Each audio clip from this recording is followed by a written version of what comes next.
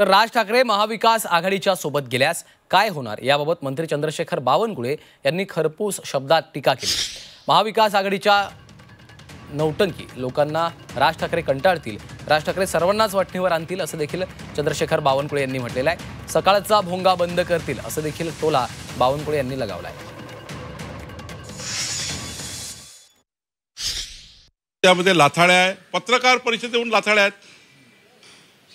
शिवालयात पत्रकार परिषद घ्यायची की यशवंतराव चव्हाण तिथे सेंटरला पत्रकार परिषद घ्यायची, शरद पवार साहेबांच्या कार्यालयात घ्यायची की उद्धव ठाकरेच्या कार्यालयात घ्यायची?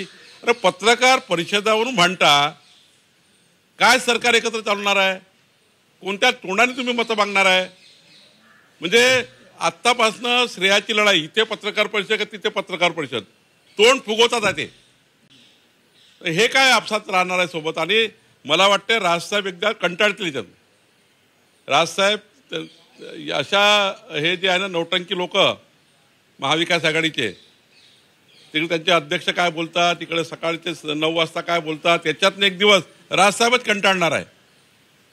राजसाहेब अशा लोकांसोबत राहूच शकत नाही, राहिले तरी यांना ते वटणीवर आणतील। राजसाहेब जर समजा महाविकास आघाडीत समजा गेले, सर्वांना वटणीवर आणतील। सकाळचं 9 वाजता ते भाषण बंद होऊन जाईल, तिकडे बुलढाण्यातलं तिकडे तो पोंगा बंद होऊन जाईल।